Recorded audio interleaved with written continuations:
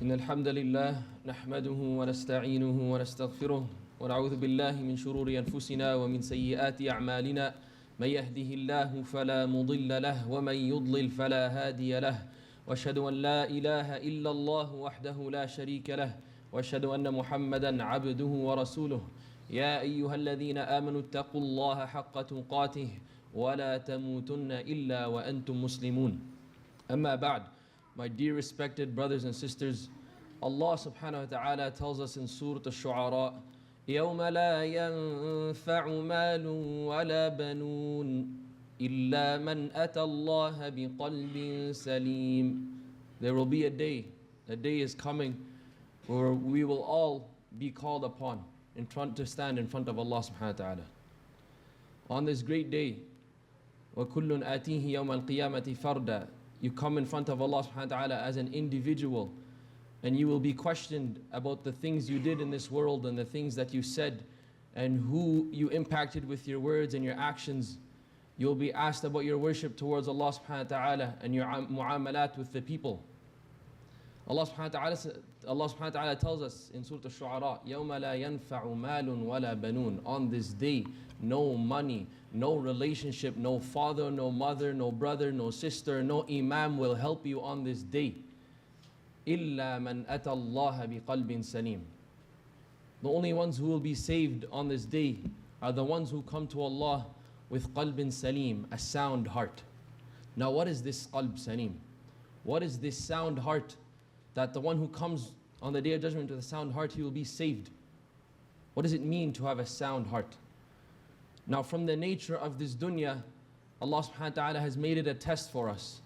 And many of the trials that we face, if not all the trials that we face, in one way or another affect our heart. Or the trials actually begin in our hearts. In a Sahih Hadith, the Rasul sallallahu alayhi wa sallam says, part of the Hadith, he says in it, ألا وإن في الجسد مضغة. Indeed, in the human body there is an organ. إذا صلحت صلح العمل كله صلح الجسد كله وإذا فسدت فسد الجسد كله. If this organ is healthy, if this organ is pure, then the rest of the body will be pure and healthy. And if this organ is corrupt, filled with evil, it's moldy, then the rest of the body will eventually become moldy or corrupt. ألا وهو القلب. Indeed, it is the heart. Now, like I said, from the nature of this world, we are faced with trials, and there are many trials and diseases of the heart. And for this khutbah, inshallah, today we are going to focus on one main disease of the heart. It could be a disease, it could be something that works against you, and it could be something that actually works for you. And that is the intention. The intention. The Rasul sallallahu alayhi wa sallam says on the authority of Umar ibn Khattab radiyallahu anhu, إِنَّمَا الْأَعْمَالُ بِالنِّيَّاتِ وَإِنَّمَا لِكُلِّ امْرِئٍ مَّا نَوَى. Indeed, one's actions are judged by their intentions. وَإِنَّمَا لِكُلِّ امْرِئٍ مَّا نَوَى. And indeed, for each and every single one of us, we are rewarded based off our intentions. So when you do an action, for example, you give sadaqah in the masjid today on your way out, you are not rewarded based on the action. You will be rewarded based on what is in your heart, based on your intention. 10 people can walk out of the masjid today and each put $20 in the donation box. But each and every single one can be rewarded differently. You are not going to be rewarded for the action, you are going to be rewarded for what is in your heart. فَمَنْ كَانَتْ هِجْرَتُهُ إِلَى اللَّهِ وَرَسُولِهِ فَهِجْرَتُهُ إِلَى اللَّهِ وَرَسُولِهِ. If your hijrah, or if your intention, or if your action is for Allah subhanahu wa ta'ala and His Rasul, then you will be rewarded based on that. وَمَنْ كَانَتْ هِجْرَتُهُ لِلدُّنْيَا يُصِيبُهَا أَوْ إِمْرَأَةٍ يَنْكِحُهَا فَهِجْرَتُهُ إِلَى مَا هَاجَرَ إِلَيْهِ. During the time of Rasul sallallahu alayhi wa sallam, as we all know, the Sahaba and the Rasul sallallahu alayhi wa sallam, they made hijrah from Mecca to Medina. Now you have Muslims making hijrah. However, they're not all getting rewarded the same. One man is making hijrah for the sake of Allah subhanahu wa ta'ala. And one man could be making hijrah for worldly gain or desires. Now nobody's saying halal or haram here. But the Rasul ﷺ is just telling us you will be rewarded based on your intention. There was a man amongst the Sahaba who was known as Muhajir Qais. Now some of the ulama say his story applies for this hadith, some they say that it doesn't, but the meaning is still there. Muhajir Qais made hijrah with the Sahaba, but his intention was to go marry a specific woman in Medina. And so his hijrah is rewarded based on his intention. Now what we want to focus on today in this khutbah is the fact that we get closer to Allah subhanahu wa ta'ala through two ways. Through love and through fear. Likewise with the intention, there are two ways to rectify our intentions. There are ahadith that speak to the love and getting closer to Allah subhanahu wa ta'ala through love. And there are ahadith that show us the severity of a corrupt intention. And so the fear of falling into this corrupt intention will also bring us closer to Allah subhanahu wa ta'ala. The first hadith we want to start off with today is the one that will bring us closer to Allah subhanahu wa ta'ala and help us rectify our intentions by knowing who Allah subhanahu wa ta'ala is, by loving who Allah subhanahu wa ta'ala is. It may be that you intend to do an action. Let's take Qiyam al-Layl for example. Before you go to sleep, you truly intend in your heart that you are going to wake up an hour before Salat al-Fajr to pray Qiyam al-Layl. But during the night you are so exhausted, you are knocked out. Once you wake up, it's already Fajr time. But you had a sincere intention to wake up through the rahmah of Allah subhanahu wa ta'ala and His mercy and His love for His abd, for His servant, for His intention and His motivation to worship Allah subhanahu wa ta'ala, for His sincere intention. A man who did not wake up but had the sincere intention will be rewarded just like the man who got up in the middle of the night he could barely open his eyes, he's tired, he makes his way to the washroom, makes wudu and prays 2 rak'at or 4 rak'at. He will be rewarded the same because of a sincere intention. So what we learn from this is the importance of always making an intention before we do anything, no matter how big or small. There was a time where a scholar was sitting with his student. They were sitting in a room and someone came and knocked on the door. And the student came up to answer the door. Before he opened the door, the scholar told him, rectify your intention. And the student said, what for? I'm just opening the door. Why would I need to rectify my intention? The scholar said, make your intention that if the person behind the door needs food, your intention is when you open the door, you will give him food. If he needs money, you will help him out. If he needs advice, you will help him out. So when you go to open the door physically, it may be that he doesn't need food or doesn't need advice or doesn't need money, but you will be rewarded based on your intention. This is the mercy, the rahmah of Allah subhanahu wa ta'ala. In another hadith, the Rasul sallallahu alayhi wa sallam, he tells us that this ummah is split into 4 categories. Every single one of us here, starting with myself and everybody else, we fall into 4 categories, one of 4 categories. The first is a man who has been given knowledge and wealth. Knowledge and wealth. So he uses his knowledge to guide him when he uses his wealth. So he uses his wealth fi sabilillah. He uses it for good, for helping others, for building masajid, giving sadaqah, helping the fuqara. And he will be rewarded based off of his intention. The second person, or the second type of person, is a man who has been given knowledge, but he has not been given wealth by Allah subhanahu wa ta'ala. So he intends, or his intention, or in his heart, he sincerely wishes that if Allah subhanahu wa ta'ala gave him money like the first person, he would use it fi sabilillah, for the sake of Allah subhanahu wa ta'ala. What does the Rasul sallallahu alayhi wa sallam tell us? He tells us that this second type of person will be rewarded just like the first type of person. He did not give sadaqah. He did not build masajid. He did not build Islamic schools. But he had the intention the sincere intention that if he had the money like person number one, he would have used it fi sabilillah.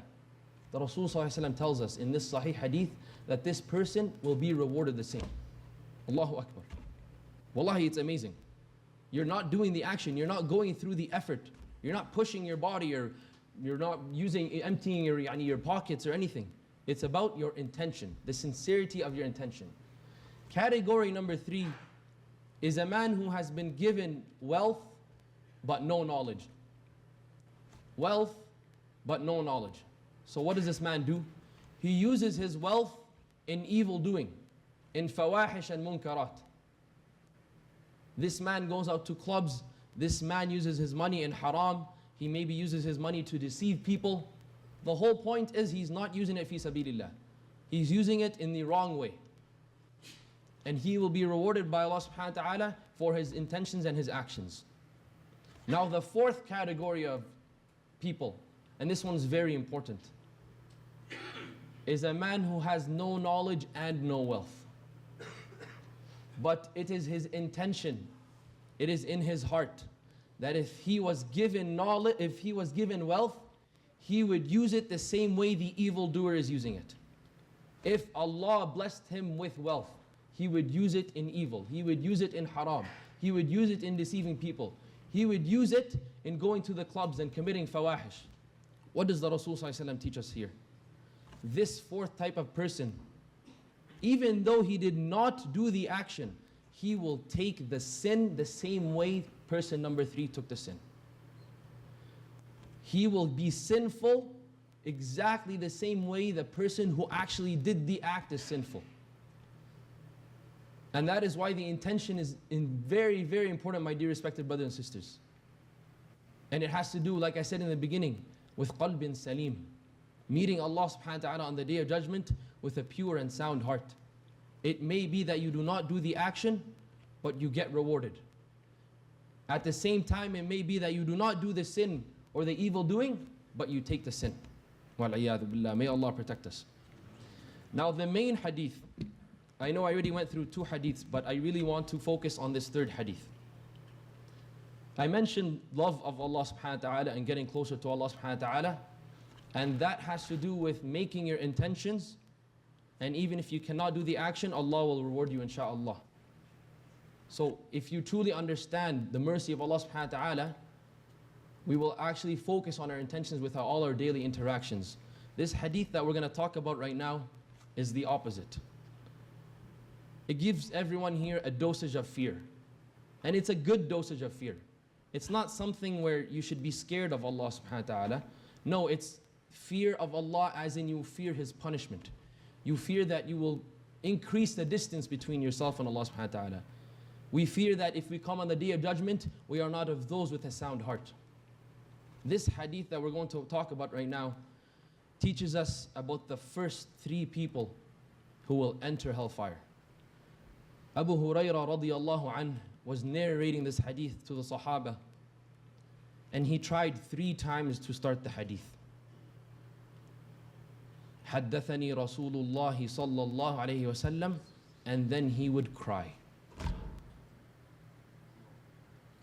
And the Sahaba would wait. He would finish crying.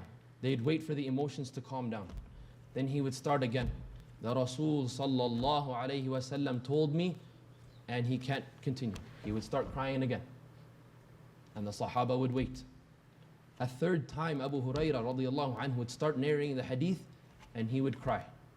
3 times from the severity of the hadith. Now, if I were to ask anybody here, let's say it was your choice. I need you to pick 3 categories of people. The first 3 categories of people that will enter hellfire. You're going to pick a murderer, someone who's doing genocide now today. You're going to pick an evildoer who's spreading fawahish and evil in the world. You name it.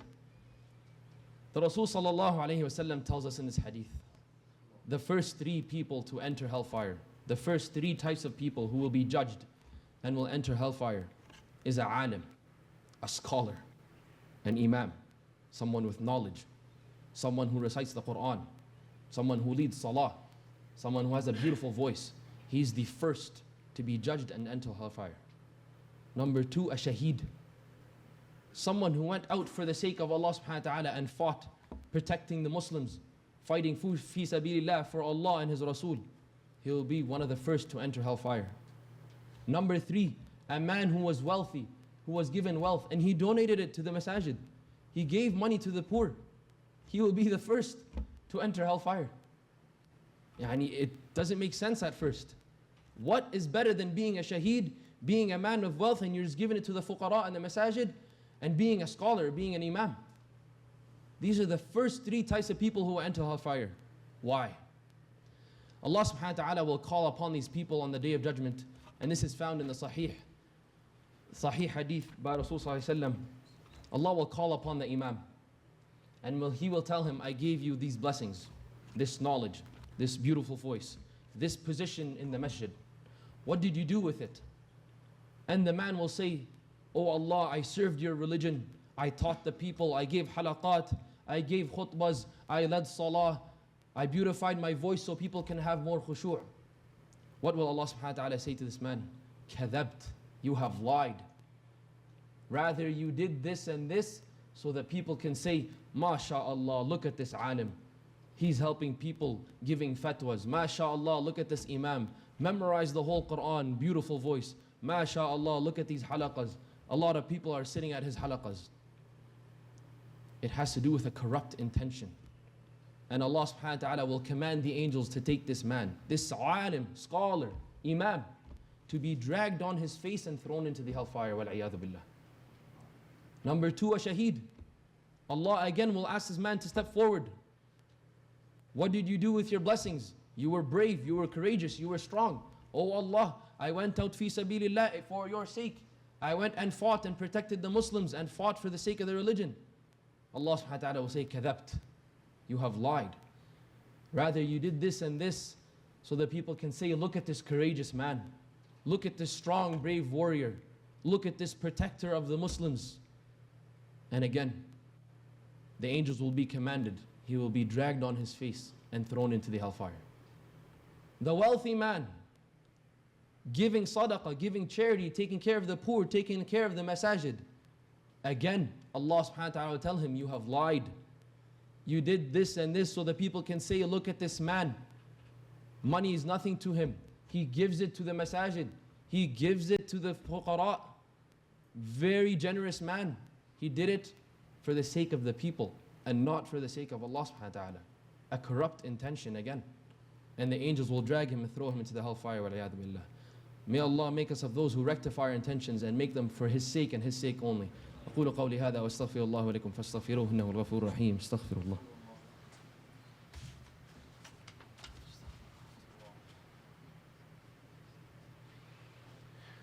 بسم الله الرحمن الرحيم والصلاة والسلام على أشرف المرسلين سيدنا محمد وعلى آله وصحبه أجمعين.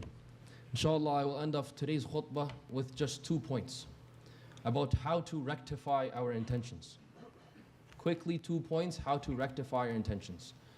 Now, with the hadith that we just went through, we need to be clear. There is something that is called jihadun nafs, the struggle with one's self.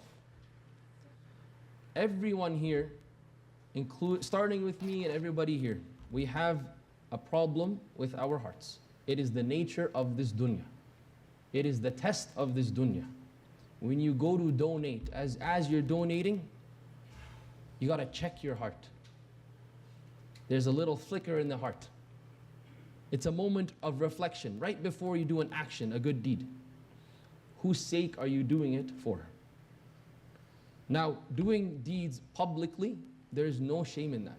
But each and every single one of us here knows the strength of their iman and knows the state of their heart. If you find it that you think your intention might falter a little bit when you do things publicly, then do more things privately. But by default, there's nothing wrong with donating publicly, reading Quran publicly, or crying because you're affected by a story or a dua publicly. But once again, each and every single person here knows their own level of iman and knows their heart, if your heart will falter, right or left. But jihadun nafs, my point about jihadun nafs is, the way Allah subhanahu wa ta'ala created us is, and the way He created this dunya, is that we will be tested with our intentions. Now, when you have these thoughts of, am I doing this for the sake of Allah subhanahu wa ta'ala or not? Am I doing it to please so and so? That's normal. That's part of jihadun nafs. What's wrong here is those people who ignore these thoughts and just do actions without actually thinking about their intentions. What we are taught to do by Rasul sallallahu alayhi wasallam is to always rectify your intention. Check your intention before you do anything. A little kid comes up to you in the masjid and asks you for advice about something. Before you speak, just take 3 seconds. Are you giving advice for the sake of Allah? Or are you giving advice so this kid knows that, mashallah, this guy knows how to give advice, next time I'm going to come and see him in the masjid? Or so this kid can think highly of you. As little as that. Always check your intention. That takes us to point number 1 about rectifying our intentions. Sincerity to Allah subhanahu wa ta'ala. Making sure everything we say or do is solely for the purpose of Allah subhanahu wa ta'ala, for the sake of Allah subhanahu wa ta'ala, and freeing everyone from it. It's a challenge. It's part of jihadun nafs, fighting with one's desires. Number 2 is following the sunnah of Rasul sallallahu alayhi wasallam. Why do I say this? Because by default, if I want to live the way the Prophet Muhammad sallallahu alayhi wasallam lived, then by default my intention is for the sake of Allah subhanahu wa ta'ala. If I want to eat the way the Rasul sallallahu alayhi wasallam ate, then by default I'm trying to eat for the sake of Allah subhanahu wa ta'ala, to please Allah subhanahu wa ta'ala. The way I drive, the way I talk, the way I speak, the way I come pray, anything you say or do, if you do it the way the Rasul sallallahu alayhi wasallam did it, then by default your intention inshallah will be rectified for the sake of Allah subhanahu wa ta'ala.